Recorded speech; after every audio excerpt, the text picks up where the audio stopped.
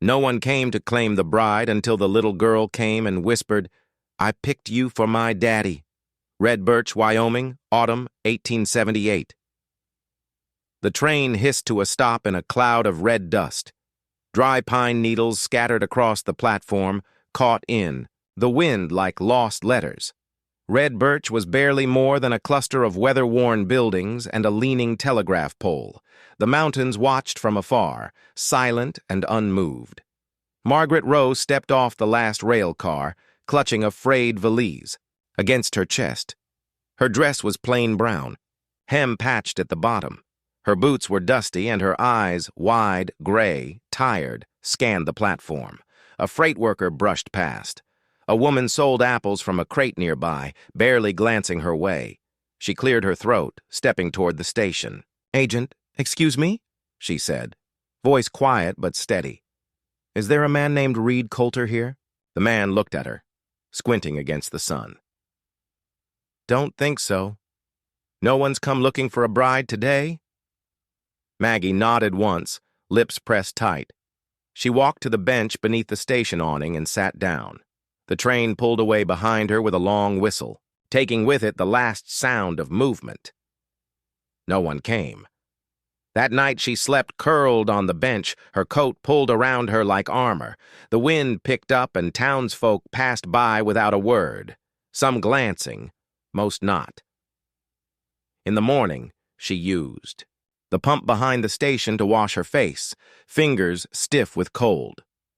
On the second day, just after noon, a soft voice cut through the dry air. "Are you Margaret?" Maggie looked down. A little girl stood there, maybe 6 years old. Her hair was in 2 braided plaits tied with fraying ribbon. Her dress had been patched more than once and her boots scuffed from play, but her eyes, curious and steady, met Maggie's without flinching.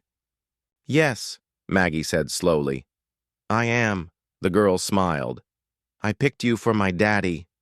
Maggie blinked, unsure if she'd heard correctly. "I'm sorry." "What?"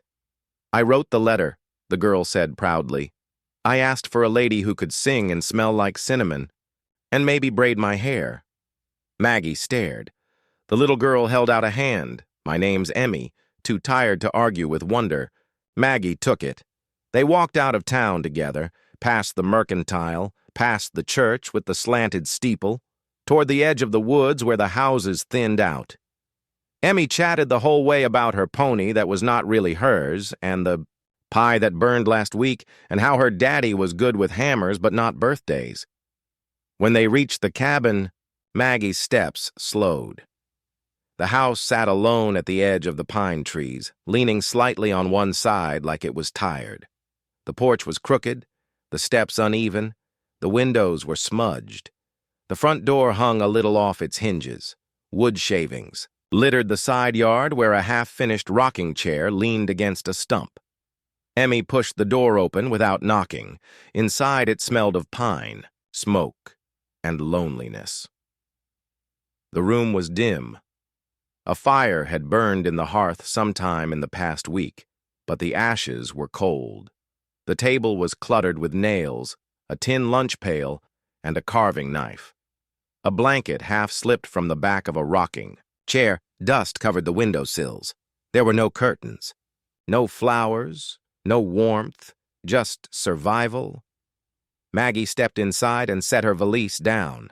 She did not touch anything, and then a sound behind her, boots on wood, made her turn. Reed Coulter stood in the doorway, tall, broad-shouldered, jaw shadowed with days-old stubble. His flannel shirt was rolled at the sleeves. His eyes, when they met hers, were a storm kept barely in check. He looked at Maggie, then at Emmy, then back. "I didn't ask for a wife," he said. Maggie, bone-tired and too far gone for shame, held his gaze. "Maybe someone else did," she said, voice steady. She looked down at Emmy, who still held her hand. Neither of them let go. The door creaked shut behind them. Maggie stood just inside the threshold, her valise resting beside her boots. The air in the cabin was cool and stale, like a room long closed. Outside, Emmy tugged off her shoes and scampered toward the back room, leaving the adults in a silence thick enough to hammer. Reed stepped past her, giving a slight nod toward the hearth. "You can sit if you like." She nodded, but remained standing. The house around her was quiet. Not the quiet of peace, but the kind born of things unsaid and undone. Dust danced in the light filtering through the windows. The shelves held only tools, spare nails, a half-carved spindle. No trinkets, no photographs, no softness. "I did not know she sent a letter," Reed said finally, arms crossed over his chest. "She kept that from me." Maggie gave him a small, weary smile. "She is braver than most groans." "Men I know." He looked away at that, jaw tightening. The wood floor creaked under his boots. "I did not ask for a bride," he said. "I will take you back to the station tomorrow morning." Maggie didn't flinch. Her hands smoothed the front of her skirt. "Then I'll just stay the night," she said gently. "I understand." Reed rubbed the back of his neck, then gestured toward the side door. "There's a small room out back. Used to store firewood. I cleaned it a bit this morning in case." Maggie picked up her valise. "Thank you." He did not follow her down the narrow hallway. The door to the small room stuck slightly when she pushed it. Open. Inside, it smelled faintly of cedar and dust. A cot had been set up along the far wall, covered with a worn quilt. One small window let in the last rays of light. She set her case down, sat on the edge of the cot, and exhaled. Her fingers brushed over the wooden handle of her puppet, the only piece of her old life she'd dared to bring. That night. The cabin was still, except for the soft murmur of Maggie's voice. Reed stood outside Emmy's room, leaning lightly against the doorframe, unseen. Inside, Maggie sat cross-legged on the bed beside Emmy, the little puppet in her hand, and then the bird flew home. Not because it had to, Maggie was saying, but because someone was waiting. Emmy giggled, clutching the edge of the blanket. "The bird sounds like me." Maggie smiled, brushed a strand of hair behind the girl's ear. "I think it does." The giggle, high and real, cracked something deep inside Reed.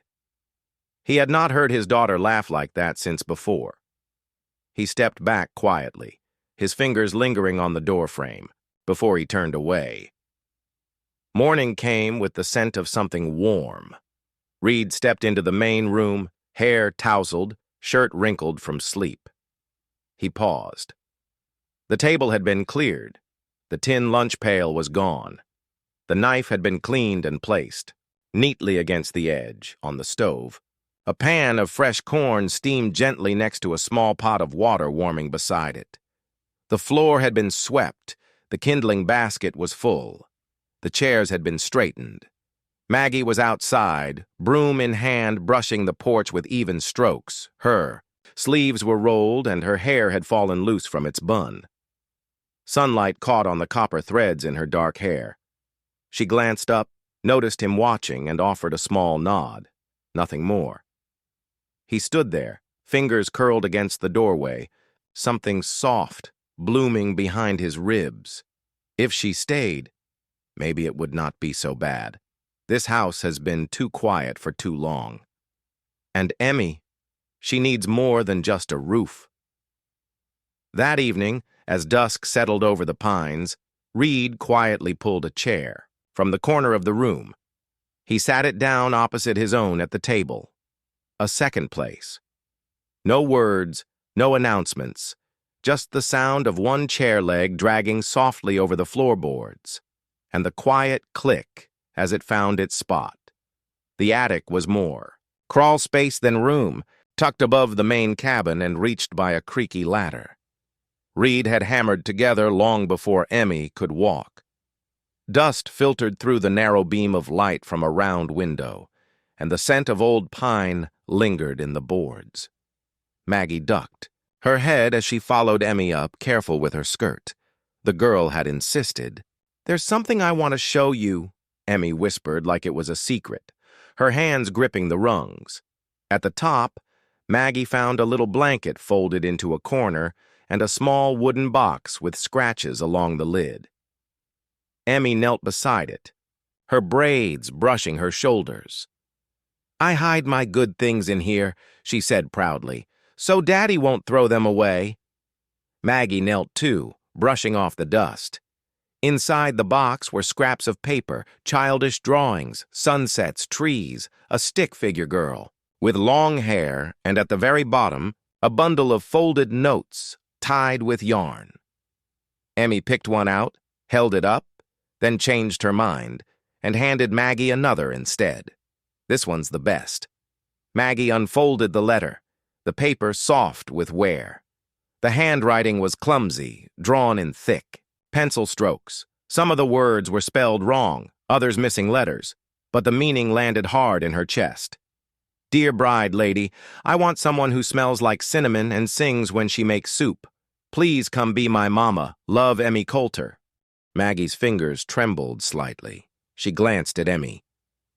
"Did your father know you sent this?" Emmy shook her head, eyes wide. "I asked the postman not to tell.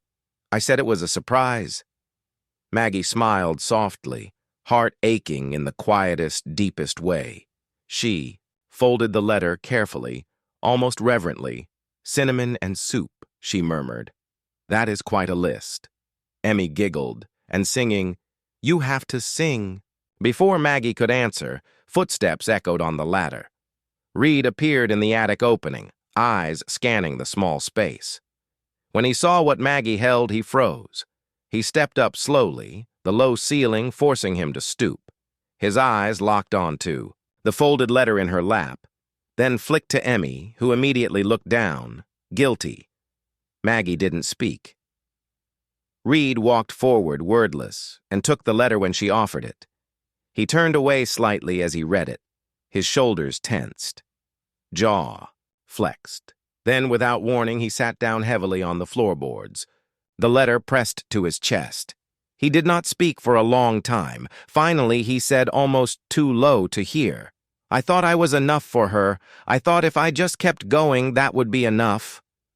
His voice cracked, and the next words came out like a confession torn from the inside. "But maybe I've only taught her silence." Maggie looked at him, really looked at him. Not the stern, quiet man she met on a porch, but the one who had been patching a broken house alone, with a child who needed more than he knew how to give. She placed her hand gently on the wooden floor between them. "She doesn't need saving," she said. "She just wants someone to stay." Reed looked up at her then, his eyes raw, not pleading, just seeing. Emmy, sensing something shift, leaned against Maggie's side. "I do not sing so well," Maggie added, half smiling, "but I can make cinnamon tea." That night, long after Emmy had gone to sleep, and the house had quieted, Reed fetched his toolbox. He set it beside the old door frame outside Maggie's room, the one that creaked and stuck every time it closed. He lit a small lamp, knelt down, and began sanding the edges. There was no real damage. It did not need fixing, but he worked anyway, smoothing the wood with patient strokes, because he did not want the door to close anymore. Rain swept across the roof in waves that night, drumming on the shingles like distant hooves. Thunder rolled beyond the tree line. In the dark, the walls of the cabin creaked and sighed with the weight of weather pressing close. The lamp in Emmy's room had flickered once, then died. Within minutes, a soft whimper rose from under her quilt. Then a sharper cry. "Daddy!" Reed moved quickly, lantern in hand. He was already halfway to her door when he heard another voice. Maggie's low, warm humming, something unfamiliar. He paused outside the room. Inside, Maggie sat on Emmy's bed, cradling the little girl against her chest, rocking slowly. The only light came from the open window, and the occasional flicker of lightning that cast them both in silver. She sang gently, words drifting like falling. Leaves. An old lullaby from somewhere back east, soft vowels, round tones, half whispered into the hush. Lay thee down, sweet darling mine, under cedar, oak, and pine. Emmy's fingers curled around Maggie's shawl. Her sobs had stopped. Her breathing slowed. Reed stood at the door and did not move. The lantern in his hand dimmed. His face remained unreadable, but his eyes never left the two figures bathed in quiet. By the time the storm passed, Emmy was asleep. Maggie tucked the covers around her, smoothed her hair with a tenderness that made Reed's chest tighten. Then she turned and saw him there. He said nothing, only nodded once. Maggie nodded back, the silence between them suddenly full of something neither dared name. The next morning, rain still clung to the windows like ghosts reluctant to leave. Reed rose early as always. When he stepped into the kitchen, the fire was already going. On the table, beside a mug of warm tea and a plate of cornbread, lay a folded slip of paper. He picked it up. In Maggie's looping hand, a single line was written. Darkness is only the absence of being held. Reed stared at it a long while. Then, without a word, he opened the drawer beneath the spice rack, removed his leather wallet, and slid the note inside, right behind the photo of a woman with sun-softened eyes and a daughter who had never known how much light she needed. Later that afternoon, the clouds finally broke. The sky turned pale blue, and the land breathed again. Maggie was outside wrestling with the old water ladder near the shed. It stuck halfway, groaning with rust. She braced her foot on the edge, trying again, but it would not budge. Let me, Reed said, appearing behind her. Together they pulled. His hand brushed hers, calloused, warm, steady. She glanced at him. He looked away too quickly, but in that half-second, their eyes met. No apology, no explanation, just the quiet understanding of people who had both forgotten how to hope. But maybe, just maybe, were starting to remember. The sky over Red Birch turned a dull gray as late autumn crept in. Leaves crunched beneath boots. Wind whispered secrets through the pine. That morning, Reed was fixing a shutter when the knock came. Hard, deliberate. He opened the door to find a tall man in a black wool coat, hat pulled low, papers tucked under one arm. "I'm looking for Reed Coulter," the man said. "You found him," Reed replied, cautious. "I'm Samuel Hart, Clara's cousin. I'm here on behalf of her mother, Emmy's grandmother. We have papers granting us legal guardianship. Emmy was never yours by blood." Behind Reed, Maggie stood in the kitchen doorway, wiping her hands on her apron. Emmy, who had been drawing by the hearth, looked up, eyes wide. Samuel stepped forward, unfolding the document. It's signed, sealed. Emmy belongs with her mother's family. Not here, not with strangers. "She's not with strangers," Reed said, voice low. Samuel looked past him at Maggie. "And you? What are you doing here? You're not even her real mama?" The words hit like a slap. Emmy instinctively moved closer to Maggie, clutching the hem of her skirt. Maggie's jaw tightened. She reached down and took Emmy's hand in hers, firm and sure. "I may not be her mother by blood," Maggie said, stepping forward. "But I am by choice. By the song I sang to her in the dark, by every story I told her at bedtime, by every braid I've combed into her hair when she was too scared to sleep. Yes, I am." Samuel's eyes narrowed. "This is not a debate. I'll be taking her." Emmy trembled. Then Reed stood slowly, but with the weight of something final. "She's my daughter," he said louder now. "I raised her. I buried her mother. I have held her through every nightmare, every fever, every silence. I do not care what that paper says. No one's taking her. Not now, not ever. Samuel stared him down, but there was something in Reed's voice that said there would be no compromise. After a moment, the man folded the paper again with a sharp motion. "You'll hear from us again," he said, and turned on his heel. The door slammed shut behind him. Silence. Then Emmy flung her arms around Maggie's waist. "I knew you'd fight for me," she whispered. Maggie knelt, hugged her back. Always. That night, Reed boiled water and made tea, the first time he had prepared something for her. They sat on the porch, steam rising between them, night air crisp. "Clara's family never wanted much to do with Emmy after the funeral," he said, voice low. "But now, maybe they think I don't know what I'm doing." "You're doing just fine," Maggie replied. He looked down at the mug in his hands. "I never planned on raising her alone, and I never planned on having someone like you show up." She turned to him but said nothing. "I'm scared," he admitted. "Scared of loving again. Scared of failing. Again." "You're not failing," she said gently. For a moment, the porch was quiet, only the sound of wind through the trees, the creak of old wood under their chairs. "I think," Maggie said, "we don't get to choose the timing, only the staying." He looked at her, then truly looked, and for the first time in years allowed the hope to show. They did not touch, but their shadows on the porch leaned slightly closer, and inside the house, Emmy's drawing sat on the table, 3 stick figures, holding hands under a crooked roof. The days grew shorter. Shadows stretched longer across the clearing behind the Coulter house. Winter was coming, but something colder had already begun to settle between the walls.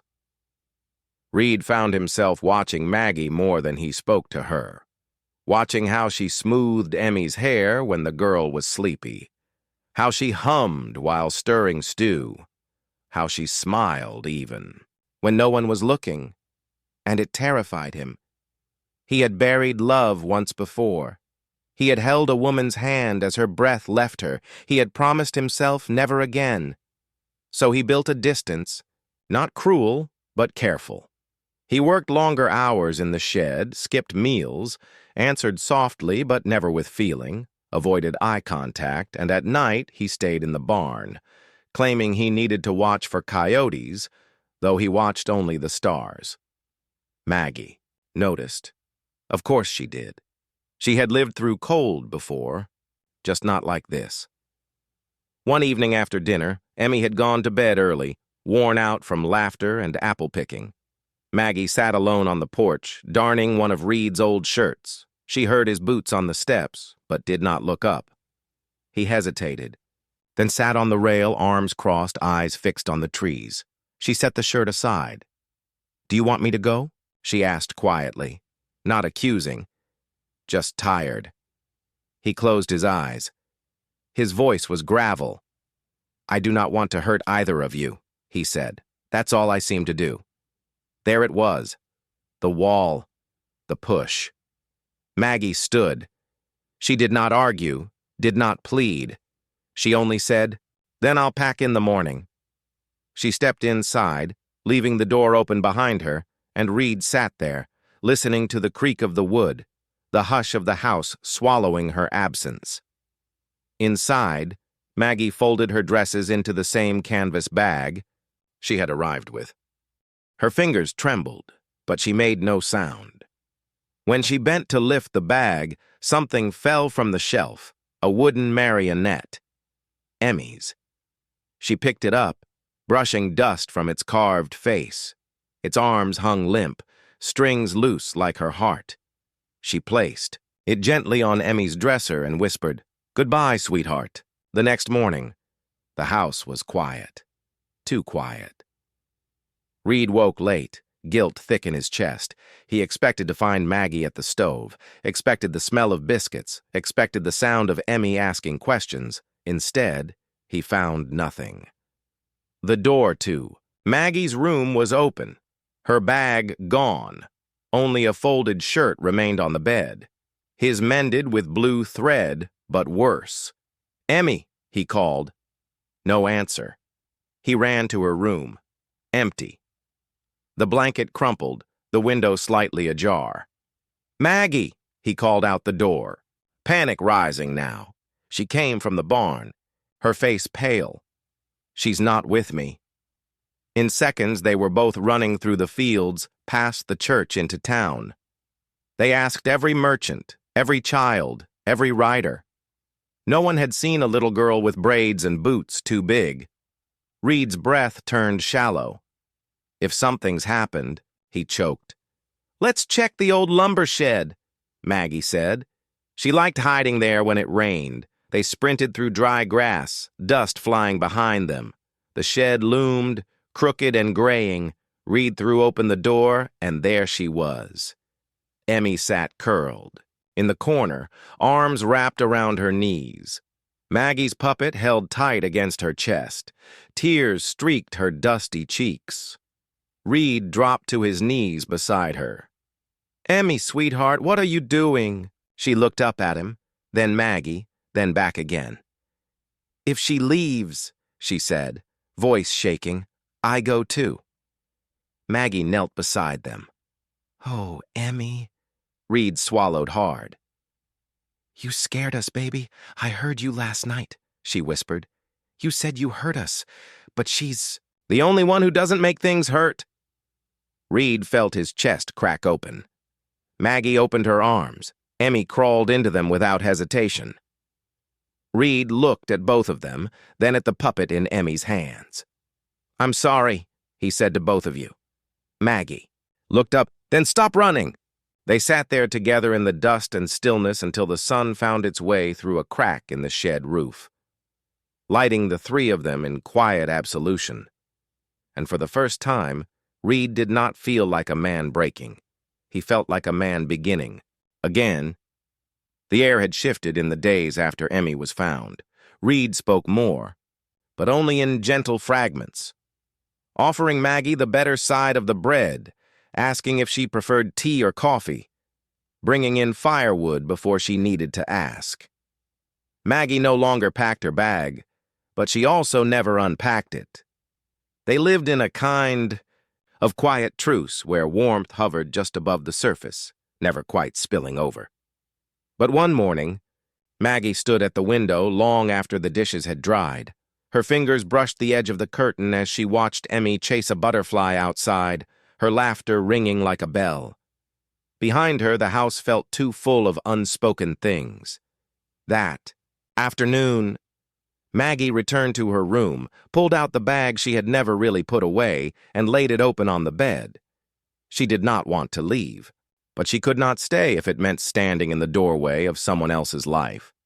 She began to fold her clothes slowly, smoothing the wrinkles, even as her chest tightened. Then she heard a knock, small, timid. She turned to see Emmy standing there, clutching a scrap of faded cloth in both hands. "I made you something," the girl said. Maggie knelt. "You did?" Emmy nodded and opened the bundle. Inside was a piece of muslin, its edges frayed but neatly pressed. In the center, stitched in uneven threads, was the shape of a house. 3 stick-figure people stood in front, one tall, one medium, one small. The small one had yellow yarn for braids. The medium one wore a triangle dress. Above them were stars. Below them, in crooked letters, it read, "This is us." "Don't go, Emmy." Maggie pressed the cloth to her chest, her eyes stinging. "Oh, sweet. I do not want another lady," Emmy said. "I want you." Maggie kissed the girl's forehead. "I want me, too. But sometimes grown-ups get afraid. Daddy gets afraid, too. That's why I wrote the letter." Maggie swallowed, stood slowly, and walked out the front door, the bundle still in her hands. Reed was outside, sawing old wood into links for firewood. The sound paused when he looked up and saw her. She stepped onto the porch, into the orange glow of late afternoon. "Do you really want me gone?" she asked, her voice steady now. Not desperate, not demanding, just clear. Reed did not speak at first. He wiped his hands on a cloth, then reached into the breast pocket of his shirt. From it, he pulled out a small piece of wood, smooth, rounded edges carved with care. He walked over and placed it in her palm. 3 names were etched into it: Reed, Emmy, Maggie. "I didn't carve this because I thought you'd stay," he said. "I carved it, hoping you would." Maggie looked up. Their eyes met finally fully. "I don't want to pack again," she whispered. "Then don't." "I need to be wanted," she said, "not just useful." Reed's voice was softer now. "I do want you. Not because of what you do for Emmy or how you make this place feel like home, but because when I hear your voice in the morning, I want to answer it." Her breath caught. They sat down on the porch steps side by side, not touching hands, but shoulders close enough to feel the warmth through flannel. The sun dipped lower. Emmy's giggles floated on the breeze. "I never knew," Maggie said, "that love could be quiet and still feel this loud inside." Reed smiled slightly. "Neither did I." She pulled the stitched cloth from her lap and smoothed it over her knees. "She sees us better than we see ourselves. She always has," Reed said. "She picked you first." They sat there as the sky turned from gold to deep blue. No promises were made, no vows exchanged. But when Reed stood to go inside, he held the door open for her, and this time she followed without hesitation. And behind them, on the porch rail, the wooden carving of 3 names stayed unclaimed by the wind. A warm breeze rustled through the pine trees outside Red Birch, as laughter echoed from the old storage barn behind the Coulter home. Once a dusty, forgotten structure, now swept clean and filled with voices, color, and life. Inside, children from the nearby farms and towns sat on crates and wool blankets, their faces smudged with charcoal and smiles. Maggie moved through them with ease, helping one boy straighten his paper, offering another girl a brighter thread for her puppet skirt. The air smelled faintly of glue, sawdust, and stew simmering nearby. Emmy stood at the front, a small stack of folded paper in her hands. She wore her best dress, the one Maggie had mended for her, and her braids were tighter than usual, done by careful hands that morning, not hurried ones. "I wrote a story," Emmy announced shyly. The room hushed. "It's called The Girl Who Sent a Letter." She unfolded the paper and began to read. Once there was a man who lived alone in a house with a broken porch and no singing. His daughter was quiet because he had forgotten how to be loud. Then the girl sent a letter asking for someone who smelled like cinnamon and knew how to hold hands in the dark. Some children giggled softly. The adults near the back smiled, and a woman came on a train. No one met her. She was almost going to leave. But the girl found her first. She was not perfect, but she knew how to listen, and she stayed. Emmy's voice quivered slightly, but she kept going. They did not live happily ever after, but they did fix the roof, plant more carrots, and taught each other how to laugh again. Silence fell. It stretched gently, warm, not awkward. Reed wiped his glasses with the edge of his shirt. Maggie smiled, a hand resting on her chest. Afterward, the children returned to their drawings, but Emmy's words lingered like the golden light slanting through the barn window. Later, that day, back at the house, Maggie pinned one of Emmy's drawings to the kitchen cupboard. It showed 3 figures, tall, medium, small, standing hand in front of a house with smoke rising from the chimney. No one was drawn behind or smaller. Beneath it, in Emmy's best effort at cursive, were the words, "This is my family. Not perfect, but it's mine." That night, after Emmy had fallen asleep, Maggie stood by the window, the quiet returning like an old friend. She turned as Reed entered the room. His shirt sleeves rolled up, fingers still smelling faintly of cedar and oil. "Do you think we deserve this?" she asked softly. He didn't answer at first. He crossed the room, looked at the drawing, then back at her. "No," he said, "but I think we kept showing up for it, and sometimes that's what makes it ours." She stepped closer, touching his arm. Neither of them needed to say more. From a drawer near the hearth, Maggie pulled out the half-finished embroidery Emmy had started. Frayed edges, a crooked chimney, and a house missing a roof. Together they sat at the table under the flicker of lantern light. Reed held the cloth steady as Maggie stitched carefully, her hands moving with patience. Thread by thread they finished it. A roof, a soft line of smoke, and a door left slightly ajar. Not perfect, but open. And so, in a quiet town where the wind still sings through pine trees and old wood creaks beneath gentle feet, a woman who thought she was unwanted stayed. A man who thought he could never love again opened his door. And a little girl brave enough to send a letter built a family with nothing more than hope and a broken puppet. Love, it turns out, does not need to be perfect. It only needs to be chosen again and again. If this story touched your heart, there are many more waiting to be told. Subscribe to Wild West Love Stories for more tender tales of second chances, quiet courage, and the kind of love that grows in unexpected soil.